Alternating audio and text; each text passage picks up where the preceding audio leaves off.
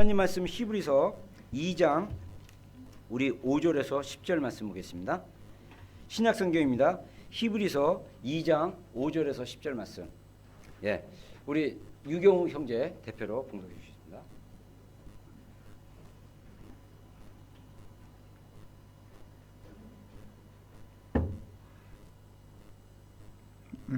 히브리서 2장 5절 봉독하시겠습니다. 하나님이 우리의 말한 바 장차 오는 세상을 천사들에게 복종케 하심이 아니라 오직 누가 어디 증거하여 가로되 사람이 무엇이건대 주께서 저를 생각하시며 인자가 무엇이건대 주께서 저를 권고하시나이까. 저를 잠깐 동안 천사보다 못하게 하시며 영광과 존귀로 관을 씌우시며 만물을 그 발 아래 복종케 하셨느니라 하였으니 만물로 저에게 복종케 하였은즉 복종치 않은 것이 하나도 없으나 지금 우리가 만물이 아직 저에게 복종한 것을 보지 못하고 오직 우리가 천사들보다 잠깐 동안 못하게 하심을 입은 자 곧 죽음의 고난 받으심을 인하여 영광과 존귀로 관 쓰신 예수를 보니 이를 행하심은 하나님의 은혜로 말미암아 모든 사람을 위하여 죽음을 맛보려 하심이라. 만물을 인하여 만물이 말미암은 자에게 많은 아들을 이끌어 영광에 들어가게 하시는 일에 저희 구원의 주를 고난으로 말미암아 온전케 하심이 합당하도다.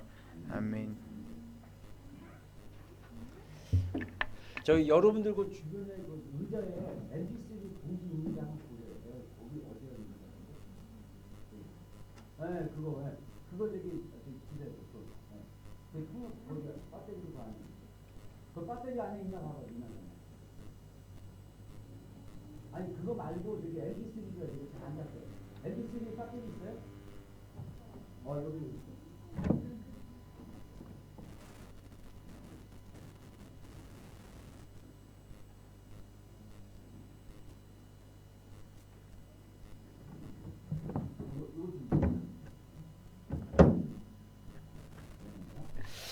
자, 우리 히브리서 2장 이 말씀이 사실은 조금 내용이 어려운 내용인데 간단하게 설명하자면 하나님께서 우리 사람의 세우신 위치에 대한 설명이 오늘 본문에 잠깐 나와 있어요. 그래서 제가 이 본문을 가지고 우리 지난주에 이어서 영적 권세에 대한 이야기를 좀 여러분들과 나누려고 합니다.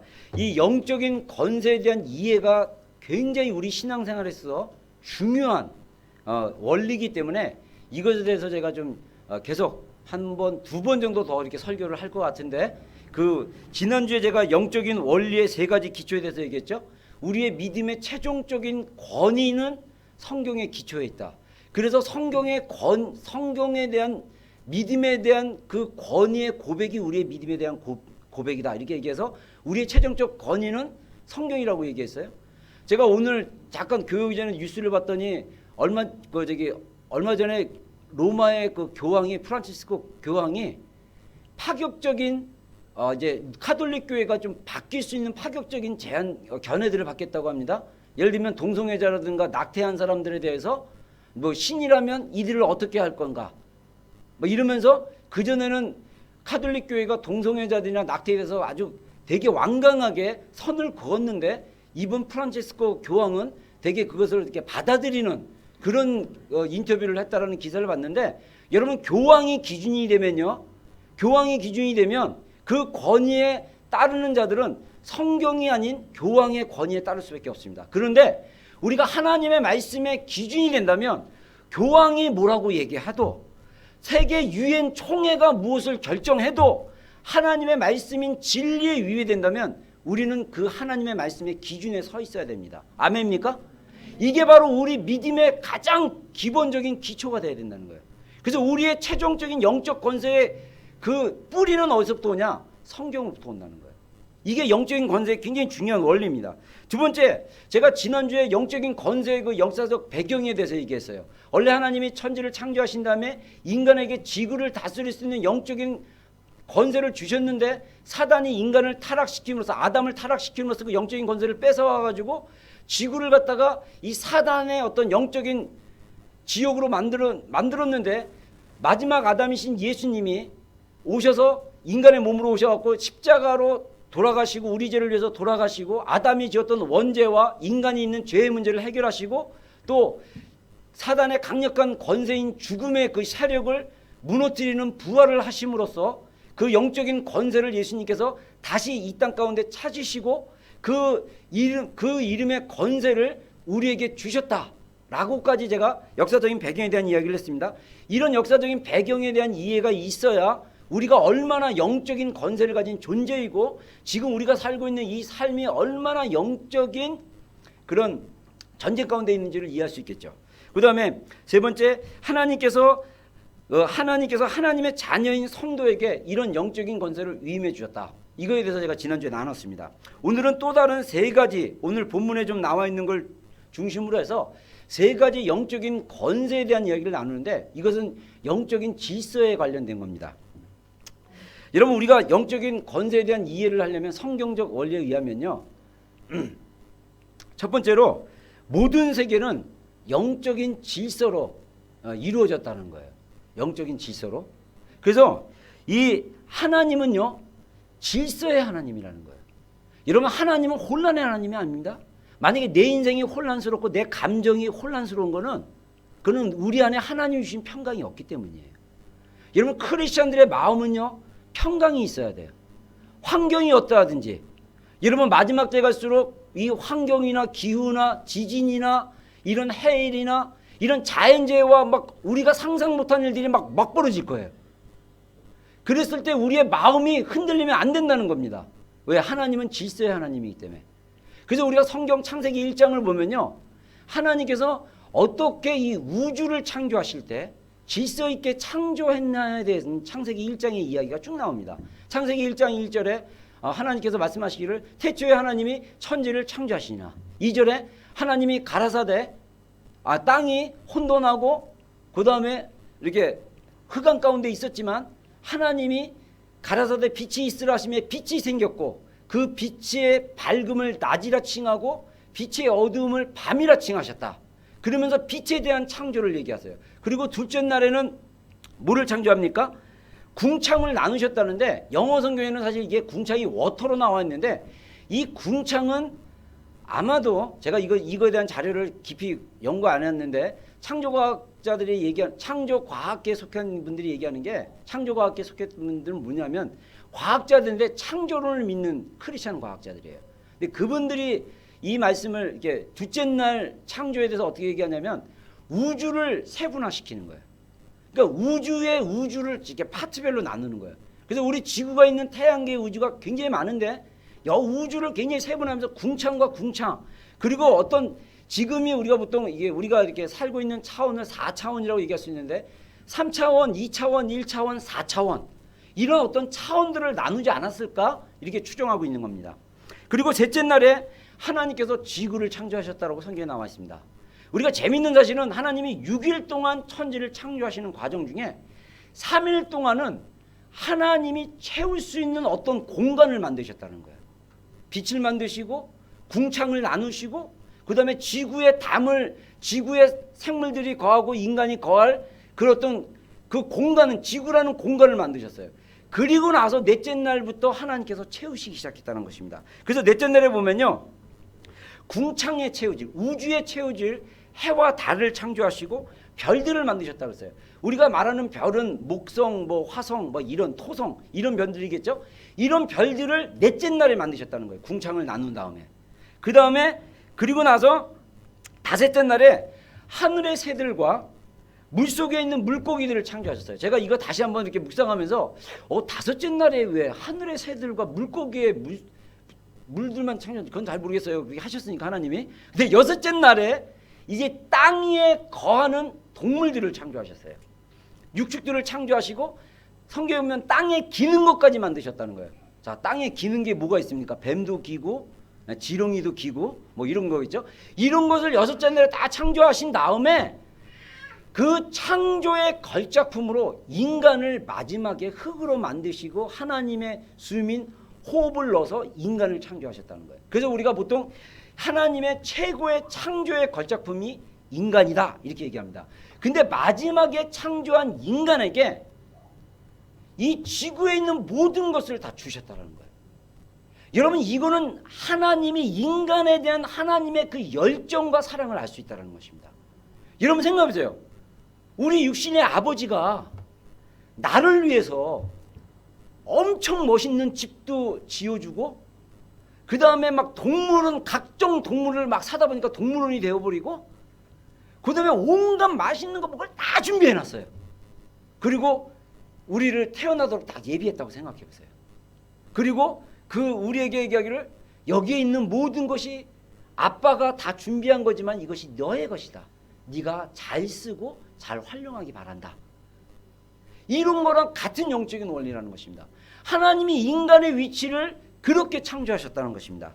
근데 그래서 창세기 1장 6절에 말하기를 하나님이 가라사대 우리의 형상을 따라 우리의 모양대로 우리가 사람을 만들고 그로 바다의 고기와 공중의 새와 육축과 온 땅과 땅에 기는 모든 것을 다스리게 하자 그러고 있어요. 하나님께서 인간을 하나님의 형상대로 창조한 다음에 이 땅에 있고 지구에 있는 것들을 다스리게 하자라고 하나님 결정하시고 다스릴 수 있는 영적인 권세를 인간에게 준 거예요. 이게 우리가 알아야 될 핵심적인 내용입니다. 근데 이런 창조가 질서 있게 되었다는 것입니다. 그래서 우리가 읽었던 본문에 보면요, 이 하나님이 인간을 어느 만큼 위치에 넣느냐, 천사보다는 지금은 조금 못하게 했지만 인자를 사람이 무엇이간데 인자가 무엇이간데 이렇게 표현하면서 사람의 위치가 하나님 다음에 있음을 이야기하고 있습니다. 여러분, 그래서 우리가 하나님이 온 세계를 창조하시고 온 우주를 창조하신 이 질서의 하나님이 영적인 세계에서 세워놓은 질서가 있다는 거예요. 그래서 탑은 누구냐? 하나님, 예수님, 성령님, 우리가 믿고 있는 삼위일체 하나님입니다. 그 밑에 누구를 넣느냐? 인간을 넣었어요. 그 밑에 천사가 들어갑니다. 이 영적인 존재인 천사가 들어가는데 천사들도요, 이 서열이 있어요. 성경에 보면 천사장이 나옵니다. 그래서 천사장이 낳은 이름이 대표적인 인물이 두 명이 나오는데 미가엘과 가브리엘이 나옵니다. 그래서 미가엘은 보통 우리가 성경에서 보면 군대 장관이라고 그래가지고 싸움을 주로 하는 장관이고, 그 다음에 가브리엘은 하나님의 소식을 대표적으로 전하는 천사장인 걸로 알고 있어요. 천사장이 있다는 것은 그 밑에 가브리엘 그룹 밑에 천사들이 소속되어 있고 미가엘 그룹 밑에 천사들이 소속되어 있는 것을 우리가 볼 수 있다는 거예요, 성경에서. 그리고 그 다음에 천사장 다음에 일반 천사냐 아니냐는 요거는 이제 성경학자마다 조금 얘기가 다른데, 성경에 보면 그룹들이라는 천사가 있고 스랍들이라는 천사들이 이름이 나와요. 근데 그것이 일반 천사들보다 위에 있지 않냐라는 그런 이야기도 있습니다. 그래서 하나님이 세우신 영적인 세계의 질서가 하나님, 인간, 천사장, 그 다음에 그룹이나 스랍들, 그 다음에 일반 천사들, 이렇게 순서대로 이렇게 돼 있는 걸, 수직적인 관계가 있다는 걸 볼 수 있는데, 또 영적인 어둠의 세계에서도 마찬가지예요. 영적인 어둠의 세계에서도 하나님 다음에 인간, 그 다음에 천사장이었던 사단, 루시퍼는 원래 타락하기 전에 그 계명성이라는 이름을 가진 천사였는데, 루시퍼는 음악을 하나님께 찬양으로 영광 돌리는 천사장이었어요. 근데 이 천사장이 또 루시퍼가 타락하고 하늘에 있는 3분의 1의 천사가 타락하면서 이것들이 마귀가 된 거예요. 그래서 제가 우스갯소리로 그런 얘기 하잖아요. 우리 요즘 영화, 뱀파이어 영화가 굉장히 많이 나오는데 그 뱀파이어들을 보통 서양에서 뭐냐면 폴른 엔젤스, 타락 천사라고 그래요. 성경에서 타락 천사들은요 다 마귀예요. 아무리 뭐 이클립스 뭐 이런 영화 뭐 투문 막 이런 영화에 나오는 배우가 멋있어가지고 막 이빨 이렇게 딱 나고 막 꽃미남이라도 성경적 기준으로 보면 그 마귀 새끼예요. 걔네들을 좋아하면 안 되는 거예요. 근데 우리 문화가 마귀의 문화를 사랑하고 좋아하도록 사단이 미디어 가운데 전략적으로 뿌려놨다니까요. 여러분, 우리가 성경적인 기준으로 우리가 영적인 세계를 보지 않으면 우리의 문화 가운데 얼마나 많은 사단의 전략들이 풀어져 있는지를 보게 될 것입니다. 그래서 데이비차 형제 컨퍼런스를 꼭 들어야 되는 거예요. 여러분, 거기서 얼마나 그런 많은 것들을 나누고 있습니까? 여러분, 이 루시퍼 밑에 에베소서 6장에 보면요, 루시퍼 밑에 뭐가 있냐면 이 어둠의 영들도 서열이 있어요. 그래서 정사와 권세, 세상의 어둠의 주관자들, 그 다음에 그 어둠의 주관자들 이러면서 에베소 6장 12절에 보면요, 정사가 먼저 나오고 건세가 나오고 그 다음에 이 세상의 어둠의 주관자들과 악한 영들 이렇게 순서로 나와요. 이게 뭐냐? 순서입니다. 이 마귀의 영향력의 그 질서의 위계 가운데 있는 건세의 순서예요. 그 영적인 순서가 쭉 있는 거예요. 그리고 또 어떤 성경학자는 뭐라고 얘기하냐면 사교의 영. 사교는 뭐냐면 이 약간 마귀적인 어떤 이런 그런 그 종교들 있잖아요. 제가 신문을 보니까 그 얼마 전에 어젠가 시청 서울에 있는 시청 앞에서 진혼제라고 이 무당이 만신이 나와가지고 돌아가신 위안부 할머니 뭐 100몇 명의 할머니의 혼을 위로한다고 이 무당이 6시간 동안 구슬했다 그래요. 근데 이거는요 굉장히 영적으로 마귀에게 귀신에게 제사하는 거랑 똑같은 거예요. 여러분 우리가 구약 성경에 보면 이스라엘의 역사를 보면 이스라엘 백성들이 막 예루살렘 성전 옆에 막 달을 숭배하는 신을 섬기고 암몬, 맘몬, 바알과 아세라 이런 단을 만들어 놓고 막 예배하고 막 그러는데 이거는 오늘날 우리 한국으로 적용한다면요, 한국의 시골 마을 같은 데 가면 나무에다가 종이 색깔 있는 종이 새끼 두르고 거기다가 무당들이 막 장구치고 북치고 춤추고 막 칼 들고 막 날뛰고 막 이런 거랑 똑같은 거예요. 다시 말해서 하나님을 예배하는 게 아니라 이 귀신을 예배하는 일들을 하는 거예요. 그래서 그 귀신들을 불러내고 굿하고 하는 거를 23년 만에 서울시청에서 했다는 거예요. 이런 거는 굉장히 공적인 행위이기 때문에 이런 공적인 행위를 서울의 중심부 가운데 이런 예배를, 이런 제사를 했다는 것 자체가 서울 안에 있는 영적인 악한 세력들을 끌어모으는 거랑 똑같은 거예요. 여러분 우리가 영적 세계를 좀 더 깊이 들어가면요 얼마나 치열한 영적인 제사와 예배가 있는지를 우리가 알 수 있습니다. 여러분 우리 비전교에서 드려지는 예배가 왜 영적으로 중요하느냐? 이 예배가 하나님의 영광과 임재와 역사가 드러나는 예배가 아니라 인간적인 것 예배가 돼버리면요 이거는 마귀들에게 이 땅의 영적인 권세들을 주면서 마음껏 놀라고 하는 거랑 똑같은 거예요. 여러분 저는요 오클랜드 비전교에 속한 모든 사람들이 하나님에 대한 영적인 이해가 풀어지기를 주의 이름으로 축원합니다. 영적인 하나님의 권세를 아는 자들이 되기를 바랍니다. 그래서 영적인 권세를 아는 자들로서 이런 영적인 권세를 사용하는 삶이 어떤 건지를 정말 알기를 바라요. 여러분 이런 영적인 질서가 있다라는 것을 기억해야 됩니다. 그래서 우리가 이런 질서를 이해하면 여기서 우리가 영적인 권세의 중요한 두 번째 원리를 알 수 있습니다. 그것은 뭐냐면 복종한다라는 게 얼마나 중요한지, 순종의 원리가 얼마나 중요한지를 알게 될 것입니다. 두 번째 영적 권세의 원리 중에 하나가 뭐냐면요, 영적 권세를 아는 자들은 자신의 권위자들에게 복종한다는 것입니다. 여러분 성경 말씀을 불편해하지 마십시오. 하나님의 말씀을 읽었는데 여러분의 마음이 불편하면 여러분들이 고쳐져야 돼요. 여러분 우리가 영적인 원리를 보면요, 불순종하면 마귀가 권세를 넣는 것입니다. 법적인 권한을 넣는 거예요. 여러분 영적 전쟁에서 내가 이 얘기를 자주 했지만 죄를 짓는 건 뭐냐? 마귀가 나를 갖고 놀 수 있는 권리를 갖는 거랑 똑같은 것입니다. 제가 세상법하고 비교를 해볼까요? 제가 여기서 만약에 사기나 도둑질을 했습니다.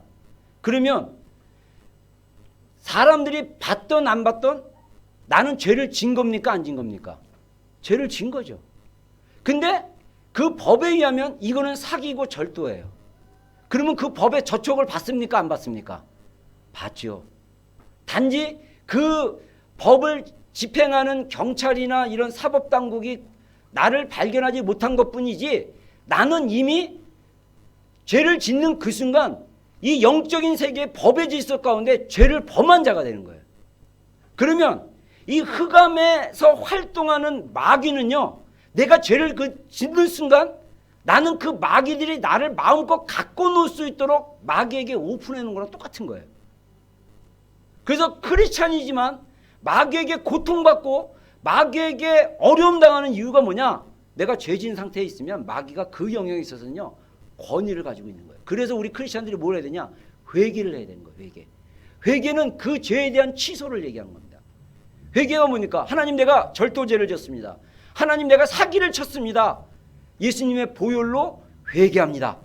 그러면 영적인 세계에서는 예수님의 보혈이 면제하고 그 무죄라는 선언을 할 수 있는 영적인 권세를 갖는 거예요. 그래서 하나님이 우리의 죄를 용서해 주는 거예요. 그러면 도적질과 사기죄들이 용서를 받는 거예요. 물론 형법상 이 나라에 살면서 세상적인 법에 대한 저촉은 받지만 영적인 영역에 있어서 그 죄는 용서를 받는 것입니다. 여러분, 이것이 바로 영적인 원리라는 것입니다. 그래서 영적인 권세에 있어서 왜 오늘날 교회 안에 불순종하는 자들이 많고, 교회 안에 왜 하나님의 평강과 보호하심보다 고통과 괴로움이 많은 가정들과 인생들이 있냐면, 그것은 하나님의 말씀에 복종하지 않기 때문입니다. 여러분, 하나님의 말씀, 하나님을 경외하고 그 말씀을 따라 순종하는 자들에게는 하나님의 특별한 보호하심과 기름 부음이 있어요. 그게 성경에서 우리가 여러 군데 볼 수 있어요. 여러분, 그래서 우리가 영적인 권세를 아는 자들은 권위자들에게 복종하게 돼 있어요. 여러분, 에베소서에 보면요, 에베소서에 보면 5장 22절 이하가 가정, 그 다음에 부모와 자녀, 그 다음에 우리가 살아가면서 종과 상전의 관계, 막 이런 이야기를 하는데, 이 이야기를 할 때 먼저 사도 바울이 뭐냐면 성령 충만을 받으라고 권한 다음에, 그런 다음에 뭐라고 얘기하냐면요, 아내들아 남편에게 복종하기를 그리스도께 하듯 하라, 이렇게 얘기해요. 여러분, 이거 쇼킹하지 않아요? 저는요, 이 영적인 권세에 대한 이해가 있고 나서 제 안에 어떤 생각이 드냐면, 왜 하나님이 아내들에게 먼저 복종하라고 했을까? 이왕이면 그 다음에 나오는 구절이 뭡니까? 남편들아 아내 사랑하기를 그리스도가 교회를 사랑한 것 같이, 자기를 죽기까지 사랑한 것 같이 아내를 사랑하라. 그러면 아내들 입장에서 볼 때는요, 남편인 당신이 예수님이 교회를 위해서 몸을 죽인 것 같이 나를 사랑해봐, 내가 복종 안 하냐. 근데 영적인 원리에 의하면요, 아내가 먼저 복종해야 되는 거예요. 아내들이요, 여자들이요, 아멘 할지어다. 남자 형제들은 되게 좋아하는데, 여러분, 이거를 불편해하지 마십시오. 여러분, 이거를 불편해하면 안 돼요. 왜? 이게 주님이 주시는 영적인 권세의 원리예요. 그런 다음에 부모들에게, 자녀들에게 뭐라 그런지 알아요? 부모들에게는요, 부모들아 자녀들을 노엽게 하지 말라, 이렇게 얘기하지만요, 먼저 자녀들에게 명령합니다. 자녀들아 부모에게 순종하라. 이게 먼저인 거예요. 왜? 부모는 자녀의 권세자이기 때문입니다. 우리가 부모님에 의해서 보호를 받아요. 이 나라가 유학을 오면요, 고등학교를 졸업할 때까지 합법적으로 가디언이 있어야 됩니까? 없어야 됩니까? 있어야 되죠. 가디언이 어느 권리를 가집니까? 부모로서의 법적 권리를 갖는 거예요. 여러분, 이런 우리가 살고 있는 이 세계의 원리가 영적인 원리랑 다 연결되어 있기 때문에 우리 자연세계는 영적 세계의 그림자라고 볼 수 있습니다. 그래서 자녀들에게는 부모에게 순종할 것을 하나님이 명령하셨다는 거예요. 그 다음에 나오는 이야기가 뭐냐면, 종들아 상전들에게 순종하라. 사람에게 보이려고 눈간 힘으로 하지 말고 죽게 하듯 하라 그랬어요. 여러분, 여기 놀라운 게 뭐냐면, 아내들하고 종들에게 요구한 게 남편과 상전의 수준을 죽게 하듯이라고 했어요. 예수님께 하듯이 하라는 거예요. 와, 진짜 미치겠지 않아요? 여러분들이 부하 직원으로 있으면 여러분에 있는 상사에게 하는 것을 주님께 하듯 해야 되는 거예요. 까다로운 사람에게도 하는 거예요. 나를 갈구고 나를 갈아 마시겠어, 막 이래도 순종하고 이래도 복종해야 되는 거예요. 이게 영적인 권세의 원리입니다. 여러분, 이럴 때 어떤 일들이 벌어지냐? 우리가 영적인 권세자의 보호를 받고 영적인 하나님의 질서 가운데 세워지는 자가 되는 거예요. 여러분, 또 하나, 정부 지도자들에게도 똑같이 해야 되고요. 그리고 또 하나 뭐냐면, 목회자들에게, 교회 안의 목회자들에게 대한 권세도 있다는 것입니다. 여러분, 오늘날 성도들이 교회 다니면서 이렇게 많이 바뀌지 않는 이유가, 저는 그 이유 중에 하나가 뭐냐면 영적 권세에 대한 이해가 없기 때문이라고 생각해요. 여러분들이 만약에 제가 주일날 설교하는 저를 막 예수님처럼 딱 이렇게 같은 게 죽게 하듯 이렇게 딱 본다면 저의 설교에 귀를 기울이겠습니까? 안 기울이겠습니까? 기울이죠. 그래서 여러분, 우리가 부르짖고 기도해야 됩니다. 부르짖고 기도합시다. 그러면 기도하러 올까요? 안 올까요? 와겠죠. 아유, 목사님 또 피곤하게 뭘 부르짖어. 주님이 얘기해도 뭘 그래, 이럴 수밖에 없어요. 여러분, 이 옛날 제가요 한국에서 그 신학교 다닐 때 한국 교회사를 배울 때 은혜 받은 예화가 하나 있습니다. 우리 교수님이 하나 소개시켜 준 건데 전 너무 은혜 받았어요. 어떤 예화냐면요, 유명한 일화입니다. 실제로 있었는지 없었는지 모르겠는데 한간에 떠들었던 유명한 이야기입니다. 시골에 한 할머니 성도님이, 시골에서는 여러분들 옛날에 시골에 사람들이 별로 없다 보니까 3일에 한 번, 6일에 한 번 마켓이 열리잖아요. 근데 6일장을 갔어요. 딱 갔는데, 이 옛날 얘기입니다.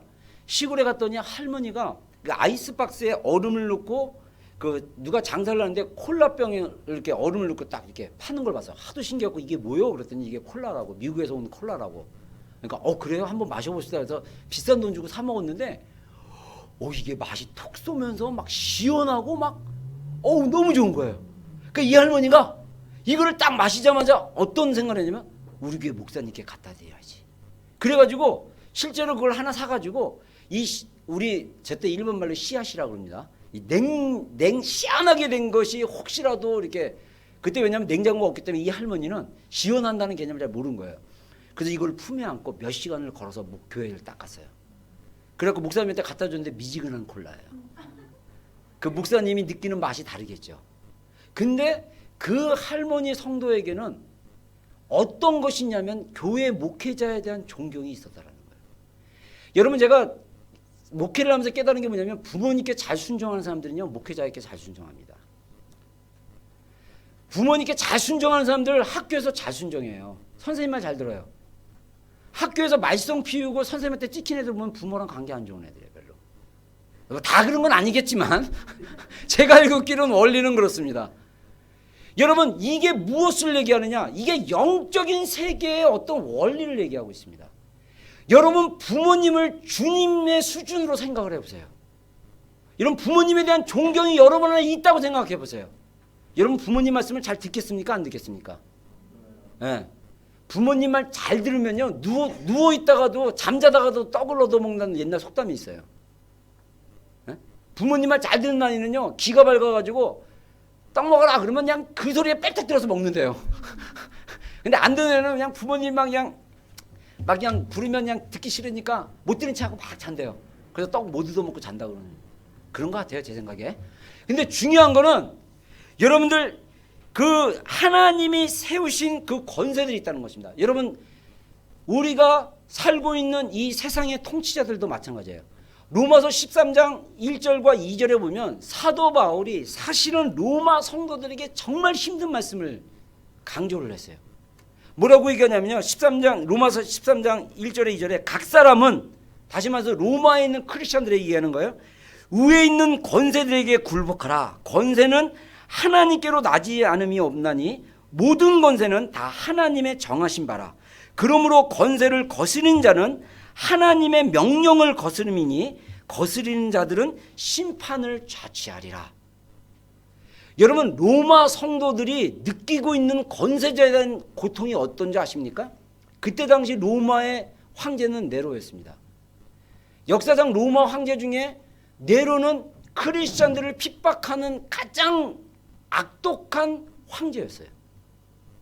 그런 크리스찬들을 아주 미워한 황제와 정부 지도자들의 명령을 순종하라고 사도 바울이 얘기합니다.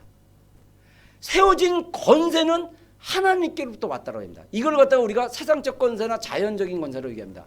여러분, 부모님을 내가 원해서 만났습니까? 하나님이 만나기 위해서 만났습니까? 하나님 만나기 위해서 만났죠. 아무리 그지 같고 아무리 쓰잘데기 없는 같은 없으나 마나한 부모님 같은다 할지라도 하나님이 나에게 권세자로 준 부모님인 거예요. 그 하나님이 세운 권세를 인정하지 않으면 우리가 영적 세계를 이해할 수 없어요. 이게 하나님의 명령입니다. 여러분, 이러한 명령에, 이러한 질서에 대해서 하나님께서는 순종과 복종을 강조하였고, 이 순종의 기준을 하나님께 순종하듯이 하라는 것입니다. 이게 정말 오늘날 우리 크리스천들에게, 오늘날 많은 사람들에게 힘든 개념인 거 알아요. 복종, 순종 얼마나 듣기 싫습니까? 자유, 너의 선택, up to you, 막 그냥 막 얼마나 좋아요. 제가 좀 옛날에는 진짜 카리스마 있는 목사였거든요. 저는 딱딱 명령했는데 여기 와서는 여러분 세대한테는 그렇게 하면 상처받을까 못하겠어. 그래서 제가 늘 강조하는 게 up to you. 네가 선택해라. 근데 제가 이런 원리는 알려줘야겠다고 생각합니다. 왜냐? 어떤 명령은요, 성경에도 마찬가지입니다. 어떤 명령은 하나님의 말씀에 준하는 명령은 순종하지 않으면, 불순종하면 그건 죄를 짓는 거랑 똑같은 거예요. 근데 어떤 권위자의 권유나 명령은 하지 않아도 되는 명령이 있어요. 근데 그런 것은요, 우리가 죄를 짓는 건 아니지만 어떤 하나님으로부터는 축복의 통로가 되느냐 안 되느냐 차이는 있어요. 여러분 부모님 말에 잘 순종하고, 학교에서는 선생님 말에 잘 순종하고, 직장에서는 상사 말에 잘 순종하고, 교회에서는 목회자 말에 잘 순종하고, 우리가 살고 있는 사회에서는 그 나라 법에 잘 순종하는 여러분이 되기를 주여는 축복합니다. 여러분 그런 자가 됐을 때 하나님이 주시는 축복들이 있어요. 그게 영적인 원리라는 것입니다. 여러분 우리가 이러한 영적인 권세가 성경에도 얼마나 많이 나온지 모릅니다. 대표적인 예가 사도행전 5장이에요. 사도행전 5장을 자세히 묵상해 보면요, 이 사도행전 5장에서는 사도 바울이 가진 그 영적인 권세가 얼마나 큰지에 초점을 맞춰진 것을 알 수가 있어요. 사도행전 5장 1절에 아나니아와 삽비라 이야기가 나옵니다. 유명한 성도들입니다. 왜냐하면 심장마비로 죽은 성도들이기 때문에. 그래서 부끄러운 이름이죠. 아나니아와 삽비라는 부부인데, 이들이 그때 당시 초대교회가 막 부흥이 일어나고 있다 보니까 초대교회 성도들이 어떤 걸 했냐면, 그때 당시 초대교회는 신앙 공동체면서 경제 공동체였어요.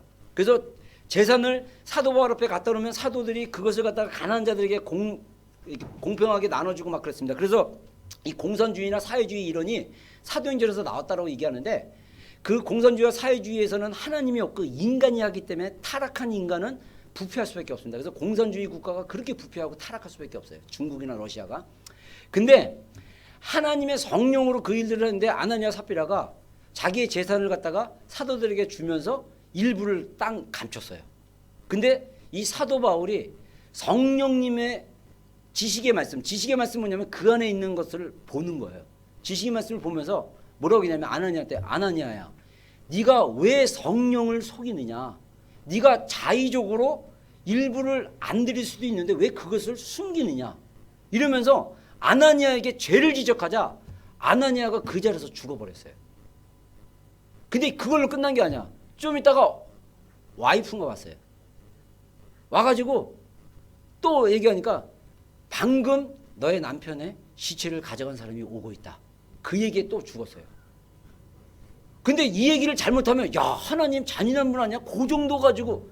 이거는요, 영적인 권세에 대한 그때 당시의 성도들의 수준을 볼 수 있는 거예요. 사도 베드로의 영적인 권세가 하나님의 주상, 정말 그 서리빨 같은 그런 말과 같은 거였어요.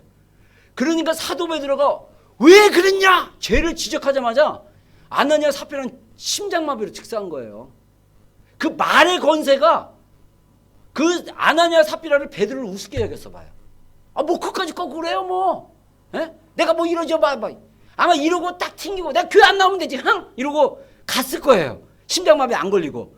근데 아나니아와 삽비라는 이 사도 베드로에 대한 영적인 권세를 아는 자들이기 때문에 그 권세 있는 자의 말 한마디에 심장마비로 죽어버렸대.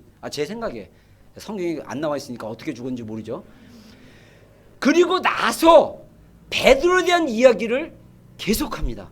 온 교회가 이 일을 위하여 이 일을 인하여 심히 두려워하더라.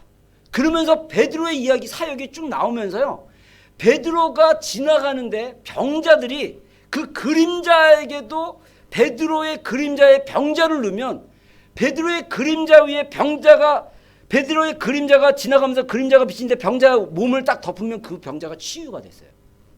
이거는 믿음이에요. 베드로의 그림자라도 잡으면 거기에 있으면 치유될 거라는 믿음이 있었기 때문에 베드로가 지나가는데 그 그림자 위로 지나가는데 병자가 치유되는 거예요. 여러분, 믿음은 아까 얘기한 대로 우리의 믿음의 기초는 성경이라고 그랬잖아요. 여러분, 하나님에 대한 믿음의 기초가 분명한 자들은 영적인 권세를 아는 것입니다. 여러분, 또 성경에 또 다른 예를 들어볼까요? 사무엘상에 보면 다윗의 이야기가 나옵니다. 이 다윗과 사울 왕의 이야기 너무나 유명하죠. 저는 여러분들에게 기회가 된다면 존 비교의 순종이라는 책을 좀 권하고 싶어요. 그 책 반드시 읽어야 돼요. 영적인 권세에 대한 정말 중요한 교훈을 얘기하고 있습니다. 여러분, 다윗은요, 하나님께서 사울을 갖다가 왕으로 기름 부어 세우셨습니다. 근데 사울 왕이 제사 드리는 부분에 있어서 불순종을 해요. 그러자 하나님이 사울 왕을 이제 납두고 다윗 소년을 기름 부어서 왕으로 세우셨어요. 그리고 다윗으로 하여금 이제 이스라엘의 왕이 되도록 하나님이 세우셨어요. 나중에 다윗이 골리앗을 죽이고 사울의 사위가 됩니다. 그 딸까지 아내를 얻었어요. 그리고 다윗이 전쟁을 할 때마다 승리를 해요. 그러니까 인기가 굉장히 많아졌어요. 그래서 백성들이 노래를 하는데 다윗은 만만이고 사울은 천천이다. 이 얘기는 뭐냐면 다윗은 싸웠다면 한 10,000명 정도는 쉽게 물리치는데 사울은 싸웠다면 한 1,000명밖에 못 물리친다. 이걸 갖다가 또 민망하게 노래를 만들어가지고 막 노래 불러 다니니까 사울이 그걸 들은 거예요. 그러니까 이 하나님 없는 그 마음은 평강이었기 때문에 막 경쟁 의식이 이러면 질투가 일어나거든요. 여러분, 우리 크리스천들이 질투가 일어난다. 이거 십자가에 못 박아야 돼요. 이거 질투는 자연스러운 게 아닙니다. 우리 말 속담에 사돈이 땅 사면 배 아프다. 근데 그거는 인간의 본성을 얘기한 거고요. 사돈이 땅 사면 축하해 줘야 되는 거예요. 여러분, 사울은 그런 질투가 일어났어요. 그리고 사울한테 하나님 부리신 악신이 임해가지고 사울이 가끔씩 이렇게 발작을 합니다. 발작을 하면 미움의 최절정이 일어나는 거예요. 다윗만 보면 죽이려고 창을 던졌어요. 그래갖고 다윗이 도망가 버렸습니다. 그래서 2번이나 사울 왕이 군사 몇천 명을 이끌고 다윗이 어느 지역에 있다 그러면 군사를 데리고 그 지역을 포위해가지고 다윗을 죽이려고 했어요. 근데 다윗이 그럴 때마다 하나님께서 은혜를 주셔가지고 그 포위망을 뚫을 수 있는 은혜를 줬어요. 근데 그 포위망을 뚫을 뿐만 아니라 사울을 죽일 수 있는 기회가 2번이나 있는데 다윗은 사울 왕을 죽이지 않았습니다. 옆에 있는 부하가 왕이 다윗 리더요. 다윗님, 찬스입니다. 찬스. 이거 하나님이 주신 기회입니다. 내가 이 창 하나로 딱 찌르면 사울 죽일 수 있겠습니다. 그러면 다윗이 뭐라고 하냐면요, 건드지 마라. 이건 하나님이 금하는 법이다. 이렇게 얘기해요. 여러분, 여기 성경에 보면 이런 말씀이 있습니다. 그 사무엘상 24장 6절에 자기 사람들에게 이르되 내가 손을 들어 여호와의 기름 부음 받은 내 주를 치는 것은 여호와의 금하시는 것이니 그는 여호와의 기름 부음을 받은 자가 됨이니라. 이렇게 얘기했다는 거예요. 여러분, 오해하지 마십시오. 저도 한때 영적 권세에 대해서 오해했을 때, 한국에 있을 때 한국의 목회자들 중에 일부 목회자들이 하나님이 이렇게 주신 좋은 목사로서의 영적인 권세를 남용하고 오용하는 목회자들이 좀 있었어요. 부흥사들이나. 그러다 보니까 옛날에 한국교회 성도들 안에 권위에 대한 거부감들이 좀 있었어요. 한국이 특히 그게 심합니다. 그런데 저도 한때 20대 때 막 한창 막 민주화 운동하고 막 이랬을 때 제 마음에도 이런 어떤 이 권위에 대한 이게 반항심이 좀 있었어요. 그래서 막 부흥사들 막 얘기하면 뭐 교회에 충성하고 목회자에 충성하면 이런 축복을 줍니다. 맨날 설교 내용이 막 그런 내용이었어요. 그럴 때마다 저는 속에서 불끈 뭐 저게 뭐 다 맞아? 이랬거든요. 근데 제가 간접으로 경험한 이야기가 있었는데 저는 그 얘기를 듣고 제 안에 퀘스천이 있긴 있었어요. 좀 안 좋은 얘기입니다. 한국에 꽤 유명한 목사님인데 그 목사님을 이렇게 이렇게 그 관계에 있던 그 평신도 장로님이 있었는데 그분의 사위가 제 후배였습니다. 그 친구를 통해서 직접 들은 거예요. A라는 장로님이 어떤 큰 교회에 정말 충성했어요. 그러다가 나중에 그 교회 목사님과의 분쟁이 있어갖고 그분이 이제 거기를 나와서 다른 교회를 이렇게 했었는데 그 장로님이 그 다른 교회 그것도 굉장히 큰 교회예요. 유명한 교회인데 얘기하면 다 아는 교회인데 그 교회 또 그냥 핵심적인 개척하는데 되게 많이 도와주신 분이에요. 근데 그 장로님의 사이가 제 후배 목사인데 이분이 어느 날 강원도로 골프 치러 갔다가 이 비즈니스하는 굉장히 부자거든요.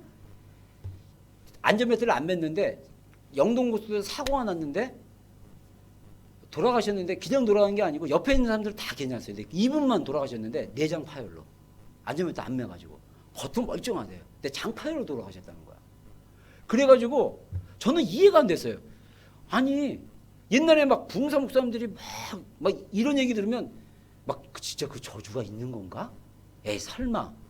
그런데 여러분 한 가지 알아야 될 게 뭐냐면 저는 지금 영적 권세에 대한 이해를 통해서 제가 깨달은 게 뭐냐면 우리가 여러분 이 권위 아래 복종하지 않기를 원하면 거기를 떠나면 돼요. 무슨 말인지 알겠어요? 여러분들이 부모님이 너무 싫어가지고 나는 진짜 부모님 얼굴 보기도 싫고 막 싫어 막 그냥 그 권세를 잊기 싫어. 그럼 빨리 결혼하세요. 독립하세요. 그게 그 권세의 직접적인 영향을 피하는 것 중에 하나입니다. 여러분들이 도저히 신다니엘 목사님이 막 눈꽃 씌어서 뭐 막 이러다 그러면 딴 교회 좋은 목사님 밑에 가서 거기서 행복하게 그냥 하시면 돼. 여러분 이게 굉장히 중요한 영적인 원리예요. 만약에 그런 어떤 권세자의 어게인스트 하는 것, 여러분들 어게인스트하고 반대할 경우 어떤 것들이 오냐면요, 마귀가 그 사람을 괴롭히고 공격할 수 있는 영적인 권세를 얻는 거예요. 저는 그렇게 생각해요. 여러분 제가 하나님이 저는 옛날에 기도를 통해서 하나님이 가르쳐 주셨어요. 제가 정말 지금 은퇴하신 목사님이지만 저는 개인적으로 그분을 멘토라고 생각해요. 그분이 저한테 따뜻한 말 한마디 해주지는 않았지만 저는 그분 밑에서 부격적으로 훈련받으면서 그분의 그 기도의 영성, 말씀의 영성을 저는 젊은 전도사 시절에 배웠습니다. 근데 이분이요 말년이 굉장히 안 좋아요 지금.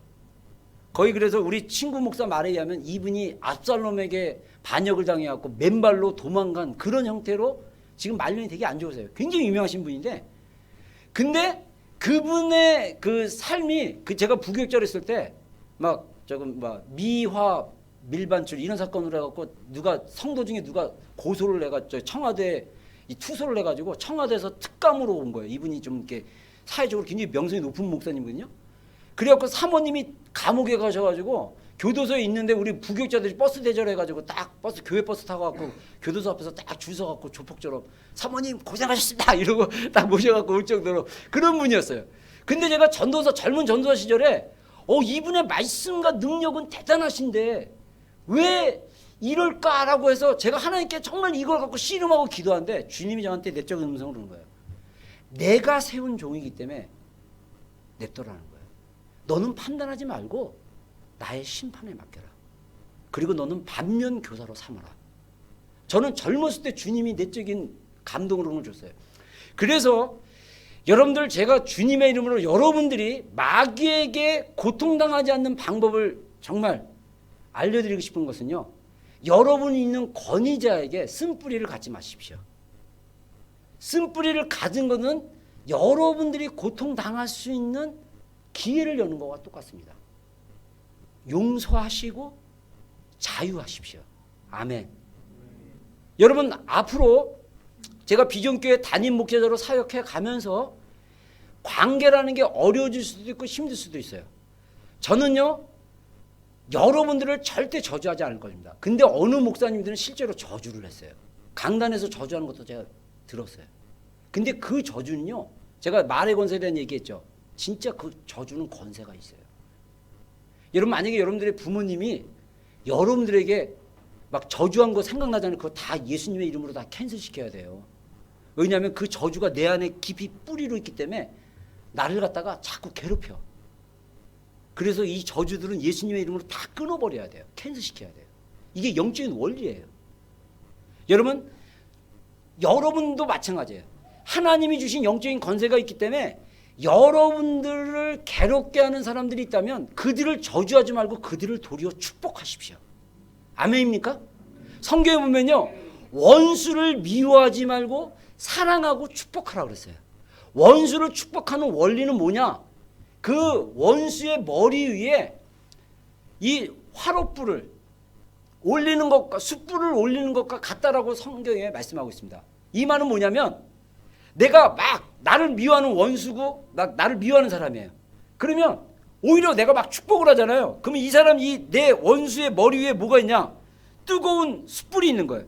그래서 축복하면 축복해서 이 숯불이 더 뜨거워지는 거야.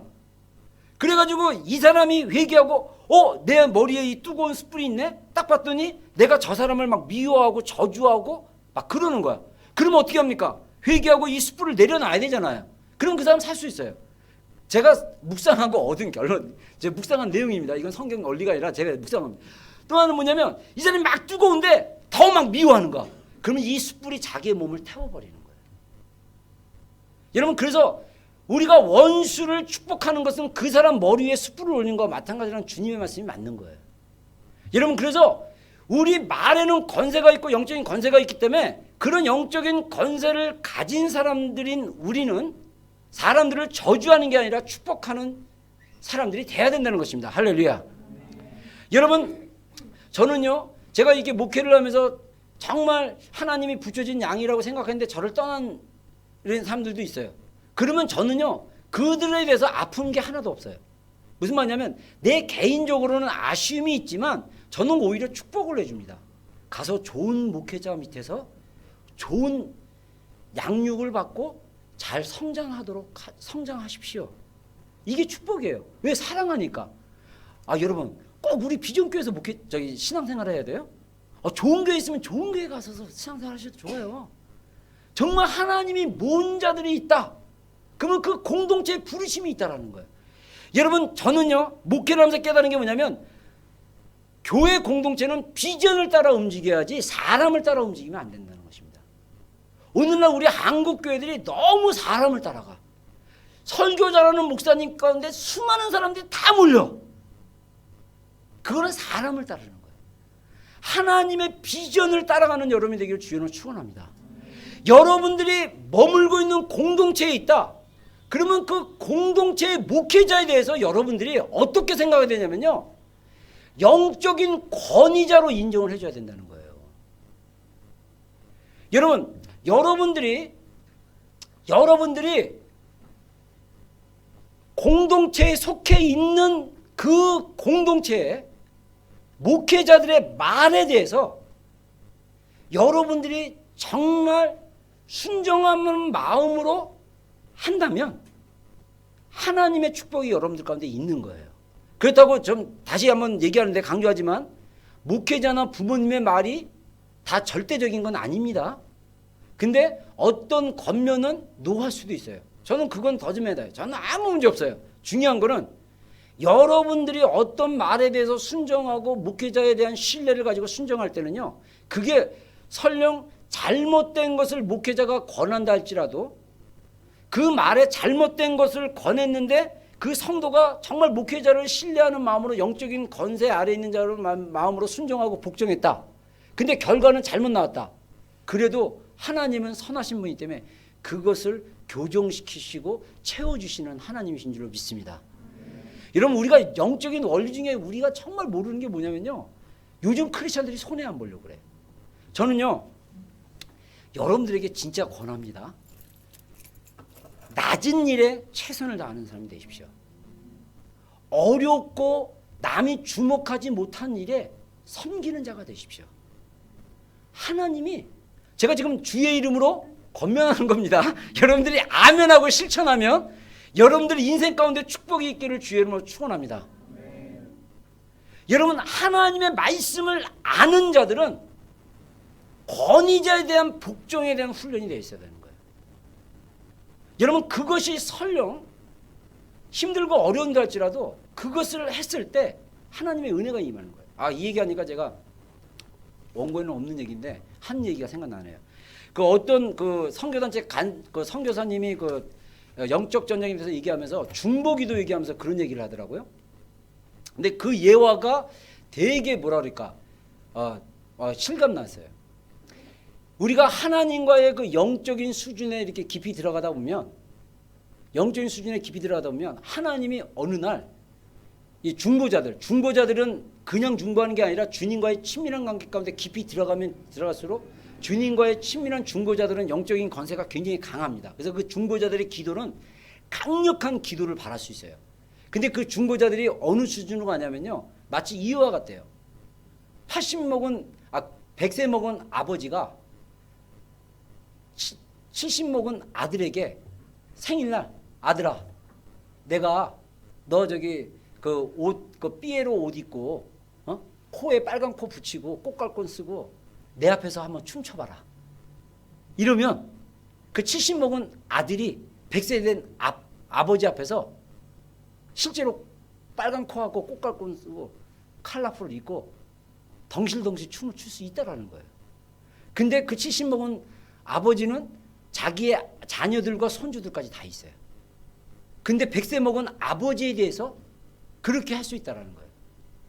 때로는 말도 안 되고 아버님 제가 할아버지인데 제가 자녀들이 있고 제가 손주들 앞에서 어떻게 그렇게 어리광 피울 수 있습니까? 이게 아니라는 거예요. 주님과의 친밀함의 수준에 가면 주님이 도저히 말을 안 듣는 것, 정말 도저히 실천하지 못할 것 같아도 요구했을 때 들을 수 있다는 거예요. 우리가 데이비차 형제의 간증을 통해서 우리가 들었지 않습니까? 그죠? 첫날 우리 간증 은혜 받았죠? 그 잘 사귀었던 자매 헤어지라 그래서 제가 그 이유가 궁금해갖고 웰링턴 내려갈 때 물어봤어요. 그 자매 어떻게 됐냐고. 그 첫사랑 자매는 결혼해서 잘 살고 있다고 합니다. 네. 뭐 잘 살면 되잖아요, 그죠? 근데 데이비차 형제에게 그 자매를 포기하고 주님의 주권을 인정하라는 그 수준의 훈련을 받았을 때 그 형제가 쓰임 받는 거예요. 여러분 하나님의 말씀에 대한 순종은요 반드시 프라이스가 있습니다. 하나님의 보상이 있어요. 리워드가 있어요. 근데 그것을 딱 포기하면 어떤 일이 벌어지는지 아십니까? 신앙이 머무는 거예요. 왜 교회 안에 많은 성도들의 신앙의 수준이 어린아기처럼 맨날 기저귀 차고 뛰어다니는 애야. 하나 기저귀 찼죠? 하나 수준이야. 맨날 그냥. 어제 하나 그 결혼식에 갔더니 막 우니까 사탕 하나 딱 까서 주니까 눈물 콧물 다 닦고 딱 이러더라고요. 이게 우리의 영적인 수준이 돼서는 안 된다는 거예요. 성숙한 성도들의 영적인 수준에 가면요 힘들고 어려워도 견딜 수 있어야 되는 거예요. 불편하고 힘들어도 참아내는 게 또 필요한 거예요. 여러분 그것이 순종과 복종의 훈련으로 가능하다는 것입니다. 마지막으로 영적인 권세는요 위인된 권세라는 거예요. 여러분 성경에 보면요 마가복음 16장 17절에 믿는 자들에게 이런 표적이 따르니 곧 저희가 내 이름으로 귀신을 쫓아내며 새 방언을 말한다고 했습니다. 그리고 누가복음 9장 1절과 2절에 예수께서 12제자를 불러 모으사 모든 귀신을 제어하고 병을 고치는 능력과 권세를 주시고 하나님의 나라를 전파하며 앓는 자를 고치게 하려고 내어 보내셨다고 그랬어요. 여러분 제가 오늘 말씀을 준비해서 제 안에 이런 퀘스천이 있었어요. 오늘날 왜 우리의 교회들이 또는 성도들이 복음을 전하는 일과 하나님의 나라를 전파하는 일에 이렇게 약할까? 왜 소홀히 할까? 이런 생각이 들었는데 그 원인이 뭐냐면 우리에게 있는 영적인 권세에 대한 이해가 없기 때문이 아닌가 저는 그렇게 생각해요. 여러분 주님이 우리에게 주신 권세는요 귀신을 쫓아내고 병든 자를 고치고 약한 자를 강하게 만들 수 있는 예수 그리스도의 이름으로 사용하는 그 영적인 권세는 하나님의 나라를 위해서 우리에게 주신 권세라는 거예요. 왜 교회 안에 영적인 질서와 권세가 없느냐? 그 권세를 사용하는 사람들이 없기 때문에 그런 거예요. 여러분 이런 영적인 권세를 사용하는 여러분이 되기를 주의 이름으로 축원합니다. 그 영적인 권세는 우리의 권세가 아닙니다. 여러분 저는 그렇게 생각해요. 나는 오클랜드 비전교회 담임 목사로서 하나님이 세우신 권세가 있는데 이거는 나의 권세가 아니라 주님이 세우신 권세예요. 그래서 주님이 세우신 권세에서 적어도 오클랜드 비전교회에 속한 성도들에게는 제가 어느 정도의 강한 권면을 할 수 있어요. 그러나 오클랜드 비전교회 밖에 있는 다른 교회에 소속하고 있는 성도들에게는요, 제가 그렇게 많이 권하지 않아요. 왜? 나의 권세 아래 있는 분들이 아니기 때문에. 여러분 생각해보세요. 내 자녀는 잘 안 챙기고 맨날 남의 자식만 뭐라고 막 그래보세요. 그것처럼 이상한 게 어디 있습니까? 안 그렇습니까? 여러분이 머물고 있는, 여러분이 소속되어 있는 공동체의 권세가 굉장히 중요한 겁니다. 근데 그래서 저는요, 목사로서 이런 권세의 위치와 이런 것들을 좀 조심스러워요. 그래서 다른 교회 성도님들하고는 별로 교제를 안 하려고 그래요. 해봤자 다른 교회 목사님의 권세 안에 있는 분들이기 때문에 내가 굳이 뭐 그렇게 막 따로 만나서 밥 먹고 막 이렇게 개인적인 교제를 안 하려고 그래요. 이게 굉장히 중요합니다. 왜냐? 우리에게 가진 권세는 내 권세가 아니라 주님께서 위임한 권세예요. 우리 신자들에게 주어진 권세가 있어요. 귀신을 쫓아내고 병든 자를 고칠 수 있는 권세가 있습니다. 아멘입니까? 예수님의 이름으로. 할렐루야. 이 권세는 위임된 권세인데 이 권세를 사용했을 때 그 영향력이 뭐와 관련되냐면요, 친밀함과 관련돼요. 여러분, 내 영적인 권세의 능력은 이 레벨이, 제가 얘기했죠, 영적인 수준에도 레벨이 있다고. 그래서 게임하다 보면 레벨 1부터 해갖고 만약에 레벨 15까지 있다는데 레벨 15가 최고의 수준이다. 그러면 여러분들 이 게임하는 사람이 레벨 15는 얼마나 잘하겠습니까? 그래서 프로 게이머가 있잖아요. 걔네들은 직업이 게임하는 게 직업이잖아요. 얘네들은 얼마나 높은 수준의 게임을 수행할까요? 이 게임 쪽에 이쪽 레벨이 굉장히 높은 거예요. 여러분, 마찬가지로 우리가 영적인 권세를 사용하는 데 있어서 이 악한 영역과 사단의 세력들과 싸울 때는 우리의 영적인 레벨이 있어요. 그 레벨의 수준은 뭐와 연관되어 있느냐? 하나님이 세우신 자연적인 권세 플러스 친밀함과 관련되어 있습니다. 주님과의 얼마만큼 친밀하느냐에 따라 내 영적인 권세의 레벨이 높고 낮을 수 있습니다. 예수님을 모르는 사람이면요, 예수님을 아는 사람이 아니라 모르는 사람이면 그 권세를 마귀들이 금방 알아요. 여러분, 사도행전에 보면요, 이런 얘기가 나오잖아요. 제가 갑자기 생각한 건데 그 사도행전에 보면 제사장의 어떤 제사장의 일곱 아들이 있었어요. 그 제사장의 일곱 아들이 예수님의 이름으로 크리스천들이 귀신을 쫓아내는 걸 보고 자기도 한번 해봤어요. 그래서 귀신 들린 사람 딱 잡아놓고 내가 예수의 이름으로 귀신아 나가라 그랬더니 그 귀신이 뭐냐면 내가 바울이 말하는 예수의 이름으로 귀신을 쫓아내니 그랬더니 그 귀신이 뭐라는 줄 알아요? 내가 바울도 알고 예수도 안돼 넌 누구냐? 그래가지고 그 귀신 낸 사람이 7명의 제사장의 옷을 다 찢어버렸대요. 여러분, 우리가 예수님을 모르는 상태에서 내가 예수님의 이름으로 하면 콧방귀 껴요. 우리가 주님을 아는 그 친밀함을 가지고 예수님의 이름으로 명하노니 떠나갈지어다 했을 때 그 권세의 역사가 일어나는 것입니다. 여러분, 영적인 권세에서는요, 마귀가 예수님의 이름 앞에 굴복할 수밖에 없어요. 여러분들, 이런 거 경험해 봐야 돼요. 얼마나 재밌는 줄 아세요? 여러분들, 기도하면서 영적인 세계가 막 눈에 보이는 것을 경험해 봐야 돼요. 그래야 하나님의 나라를 실제적으로 전할 수 있습니다. 여러분, 예수님 안 믿고 잘 모르는 사람들에게 맨날 말로 설명해 보세요. 입만 아파, 입만 아파. 딴 거 필요 없어. 너 어디 아파? 내 머리가 굉장히 아픈데. 잠깐 기다려. 예수님의 이름으로 이 두통은 떠나갈지어다. 할렐루야. 두통이 싹 없어진 거. 너 이거 어떻게 해? 예수님의 이름의 권세지. 예수님 믿어.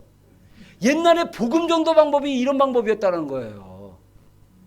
주님의 권세를 사용해가지고 그 권세를 이용해가지고 그 권세를 통해서 예수 그리스도를 증거했습니다. 여러분, 이것이 바로 우리에게 주어진 권세라는 것입니다.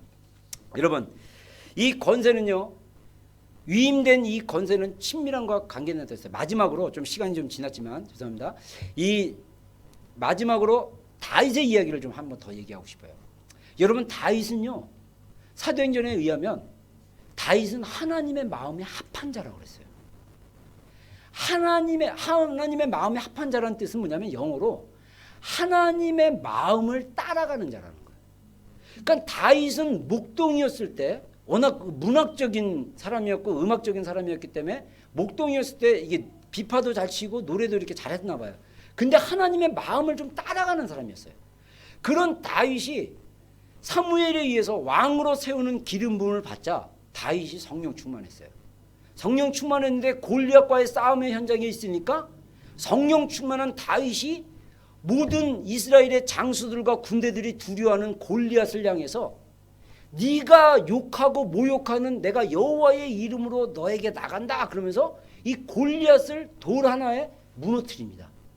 그리고 나서 다윗이 승리했지만 다윗의 인생 가운데 그 자기의 장인어른인 사울이 자기가 왕이 되는 것을 갖다가 싫어함으로 말미암아 죽이려고 하는 그 핍박을 수없이 받아요.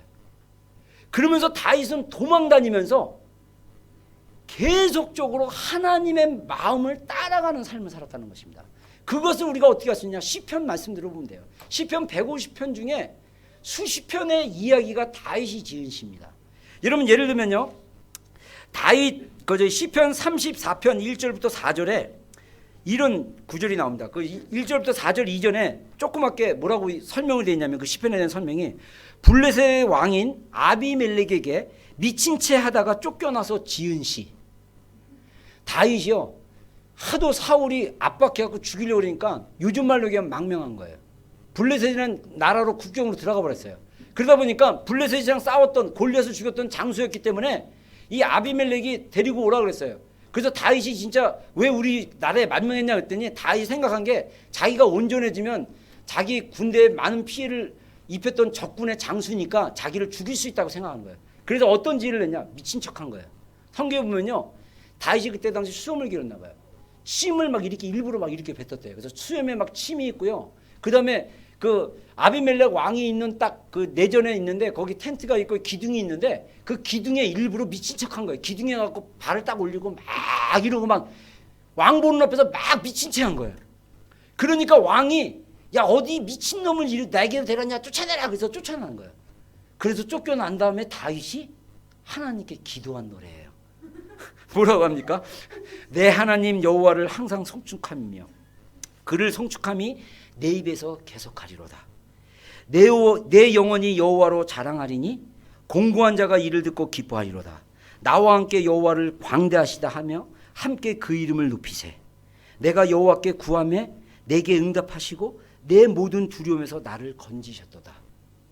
여러분 미친 채하고 침 흘리고 막 무시당하고 이 미친놈 끌어내라 그래갖고 막 사람들이 뭐 곱게 끌어냈겠어요? 가시죠 이렇게 했어요?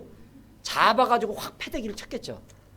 패대기를 탁 치고 나서 내 영혼이 여호와를 송축하며 이러지 않았을까? 이런 친밀함이 다윗 안에 있었다는 거예요. 여러분 다윗의 시편에 보면요, 시편 22편에 보면 다윗이 낙심해서 하나님께 고백하는 시편이 있습니다. 내 하나님이여, 내 하나님이여, 어찌하여 나를 버리시나니까?